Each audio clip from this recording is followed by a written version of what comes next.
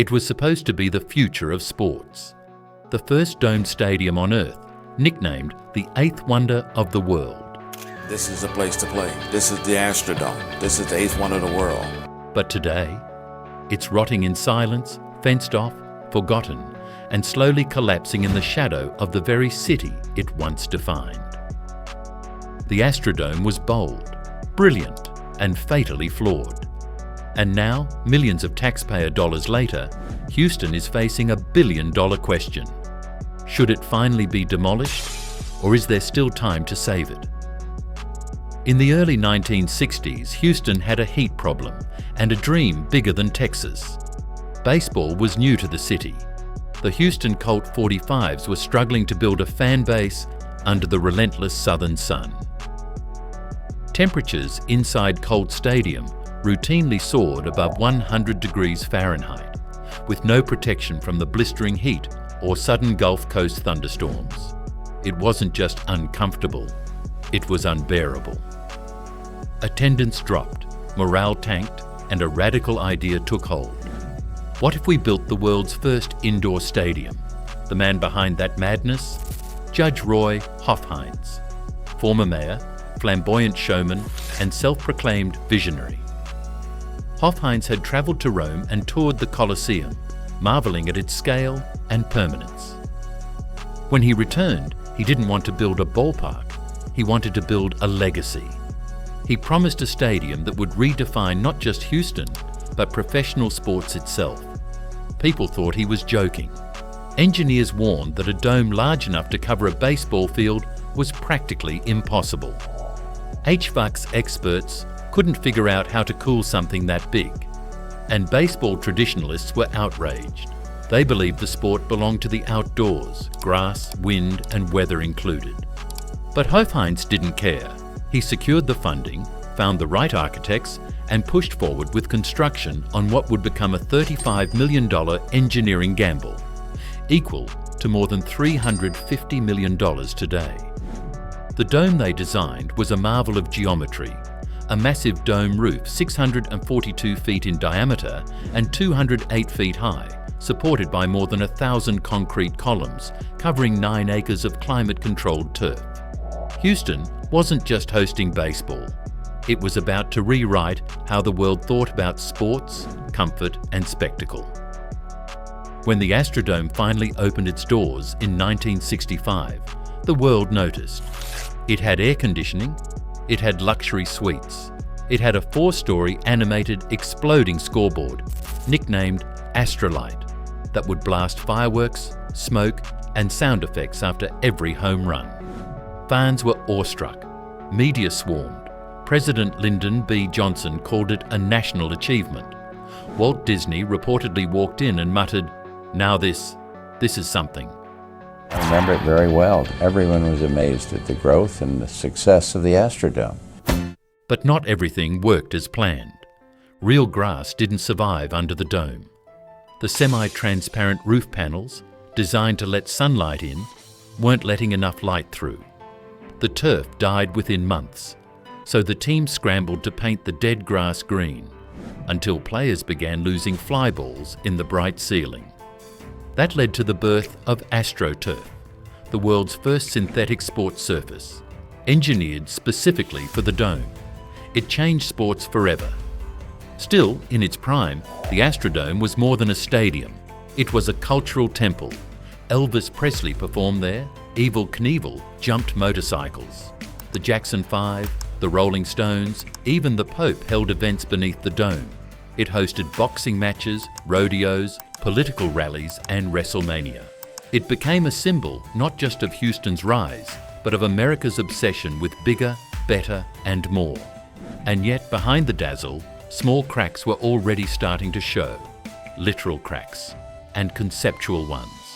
Because for all its genius, the Astrodome was built without the foresight of future maintenance costs.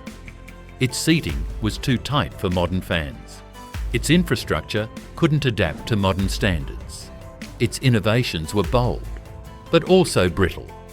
The stadium had changed the world, but it was about to find out. Changing the world doesn't mean you survive it. They called it the eighth wonder of the world. But the wonder didn't last. From the moment it opened, the Astrodome began fighting a quiet war against its own design. Problem number one, the grass. Real grass can't grow without sunlight, and while the Astrodome's roof was made of semi-transparent lucite panels to let light in, players complained it was too bright. Outfielders were losing balls in the glare, so the panels were painted over. Great for players, deadly for the turf. Within weeks, the lush green field turned into a brown, patchy embarrassment. In a desperate fix, the team painted the dead grass green. But that led to players tracking paint onto their uniforms, and then into the locker rooms. It was a disaster. The only solution? A surface that had never been tested at a professional scale, synthetic turf.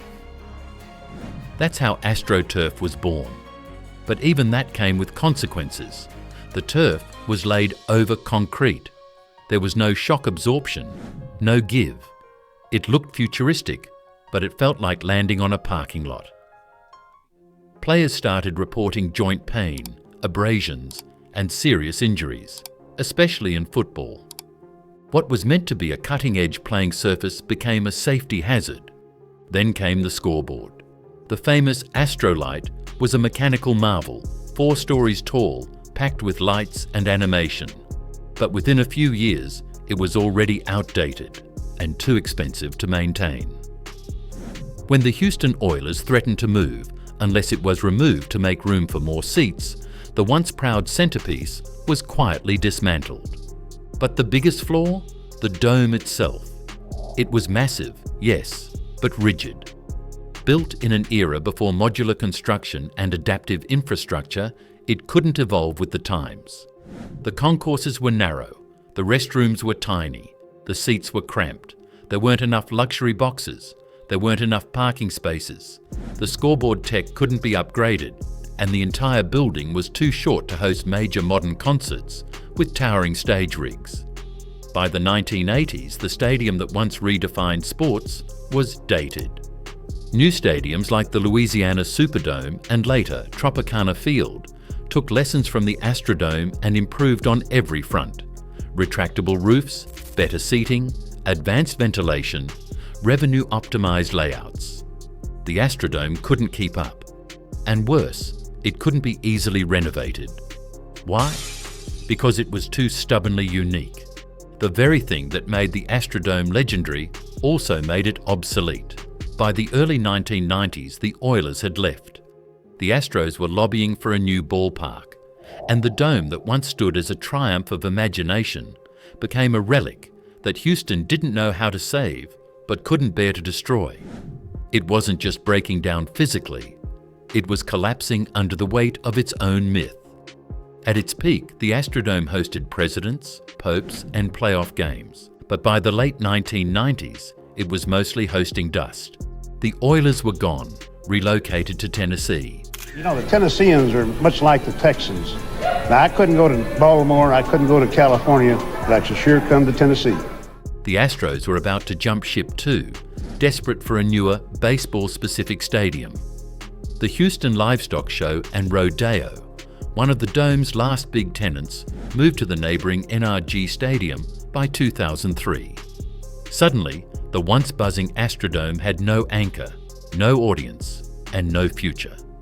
It sat quiet, empty, lights off, parking lot cracked. Its dome, once a beacon of futuristic glory, began collecting rust. Inside, mold crept along walls. Old AstroTurf curled at the edges. Entire sections were left untouched, like a stadium-sized time capsule. The city didn't know what to do. Demolishing it? Too expensive. Upward of $30 million. Repurposing it? No viable plan. Renovating it? Cost estimates reached $100 to $200 million, depending on the proposal. So Houston did what most cities do with inconvenient icons. Nothing. Over the next 2 decades, the Astrodome became a symbol of bureaucratic paralysis. Committees were formed, reports were written, consultants were paid, ideas were pitched. Convention center, movie studio, hotel, amusement park, even an indoor ski resort. None of them gained traction. In 2013, the city gave voters a chance to decide: invest $217 million to redevelop the dome into a multi-use convention space, or let it sit. Voters said no. Why? Some felt it was too much money. Others didn't want their tax dollars going toward a dying stadium. And for many Houstonians, the heartbreak had already set in. The Astrodome felt less like a treasure and more like a burden. After the vote failed, demolition plans were quietly drawn up, but they never happened. Preservationists stepped in. Local activists argued the Astrodome was too historically significant to destroy. It was the first of its kind, a cultural landmark, a rare American structure that changed the world. So the stadium didn't get demolished, but it didn't get saved either. It just lingered, fenced off, monitored by security cameras, slowly decaying behind locked doors. In 2014, it was officially placed on the National Register of Historic Places. The Houston Astrodome has been added to the National Register of Historic Places. A symbolic gesture that protected its shell, but didn't bring it back to life. By 2016, photos of the inside started going viral, dark, eerie, and frozen in time, like a post-apocalyptic movie set. Empty chairs, broken signs, faded scoreboards. The Astrodome had gone from eighth wonder of the world to America's most famous stadium zombie. Still standing, still iconic, but serving no purpose. And as the years passed, a strange question started creeping in. If it can't be saved, why is it still here? For years, the Astrodome sat like a sleeping giant, too iconic to destroy, too broken to revive. But in 2018, a new plan emerged, one that promised to finally bring the dome back to life. The pitch, a $105 million renovation that would turn the Astrodome into a multi-use indoor park and event space, without tearing it down. Instead of demolition, the stadium would be gutted, elevated 2 stories, and rebuilt as a climate-controlled hub for festivals, conventions, sports, and more. A bold idea, but far from simple. To start, the entire floor of the Astrodome would be lowered by 35 feet to create 2 underground levels of parking, enough for 1,400 cars. The elevated structure above would be transformed into a vast public plaza, open space, adaptable layouts, digital displays, and room for major events. Think Comic-Con meets indoor food hall meets sports museum, all under the historic dome. The plan gained some early momentum. Harris County commissioners approved the budget. Preservationists cheered. After the engineers looked at the plan and said, yes, it will work, then today's vote was just to keep going forward. Engineers began studying feasibility. It finally looked like the dome might get its second life. But then, silence. Just 1 year later, the project was put on indefinite hold. Why? Funding challenges, political shifts, competing priorities, and a little thing called COVID-19. By 2020, the entire conversation around the Astrodome had vanished into the fog of a global crisis. And so, the stadium lingered. Again. More recently, a new glimmer of hope has surfaced. Private investors, sports developers, and even film studios have approached the county with pitches to repurpose the Astrodome as a high-tech entertainment venue, immersive sports museum, or digital production hub. There's talk of VR exhibits, drone light shows, indoor racing tracks. Some even imagine turning the dome into a permanent esports arena, capitalizing on Houston's growing tech and gaming industries. But here's the catch. None of it's confirmed. Just concepts, sketches, dreams, and all of it comes with a staggering cost. Most serious proposals hover between $200 to $400 million, depending on scope. That's not pocket change for a stadium that right now earns zero revenue. Critics argue the money should go elsewhere: schools, roads, flood prevention. Others claim it's too late to save a decaying building that no longer fits the modern world. Supporters push back, you don't tear down the eighth wonder of the world, you reinvent it. And in 2023, a renewed preservation bill gave the dome additional protection, making demolition even less likely, but also complicating large-scale changes. So where does that leave the Astrodome? Suspended, a monument in limbo, a billion-dollar ghost hovering over Houston's future. The city is at a crossroads. Rebuild it into something new, or finally say goodbye. The only question left is, who's willing to step up and actually do it? By every practical measure, the Astrodome should be gone by now. It's outdated, it's empty, it's expensive to maintain, it's a logistical nightmare, and yet, it's still here. Because this was never just about a stadium, it's about what it represents. To tear down the Astrodome would be to erase the moment Houston announced itself to the world. It would be like burning a piece of your own history. For an entire generation, the dome wasn't just a building. It was the backdrop of their childhood, where they saw their first baseball game, where their parents took them to their first concert, where the community gathered year after year for the Houston Rodeo. It's where legends walked, where heroes played, where memories were made and frozen in time. To lose it would be like losing a piece of yourself. Cities have a strange relationship with their monuments. Some evolve with the times, adaptive, flexible, endlessly useful. Others are frozen in amber, too iconic to touch, too symbolic to change, too sacred to destroy. The Astrodome is the latter, and that's why efforts to demolish it have failed again and again. Not because of engineering, not because of money, but because of sentiment. Even now, if you drive past the NRG complex, you'll see it, the dome standing quietly beside its younger, flashier siblings. No scoreboard, no lights, no crowd, but still standing. And if you ask Houstonians whether it should stay or go, you'll hear the hesitation.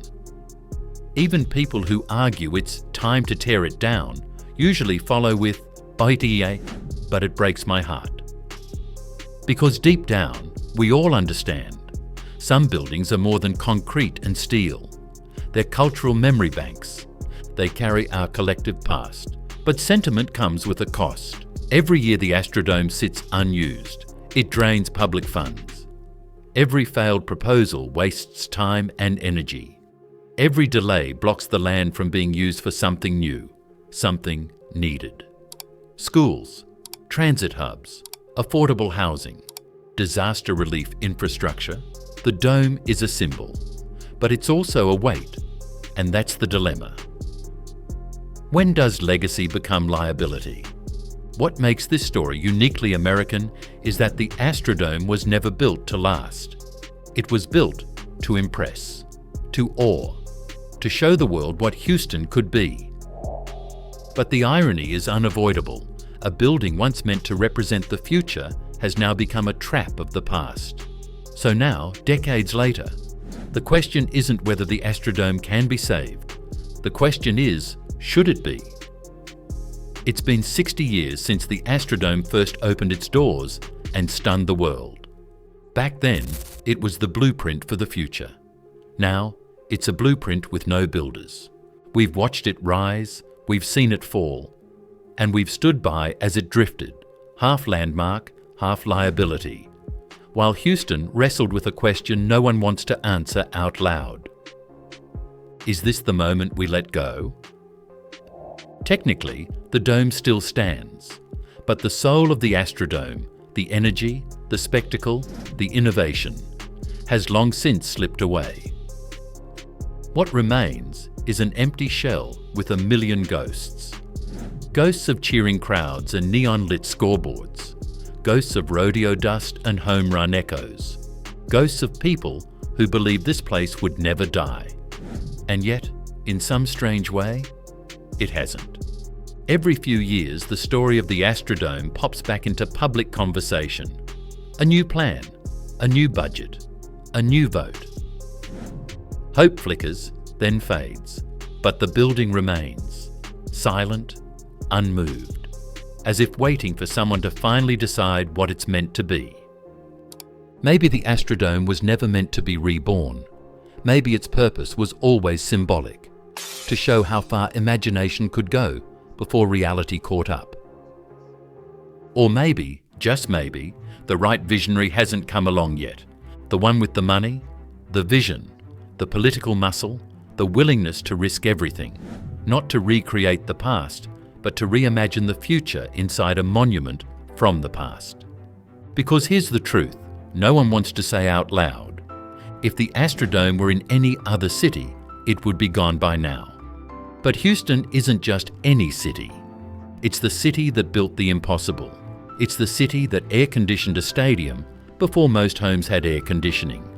It's the city that changed how the world experiences sports. So maybe this story isn't over. Maybe the Astrodome's next chapter isn't a wrecking ball. Maybe it's a resurrection. Or maybe it's already too late. You tell us, is this brilliant dream worth saving, or is it time to let go?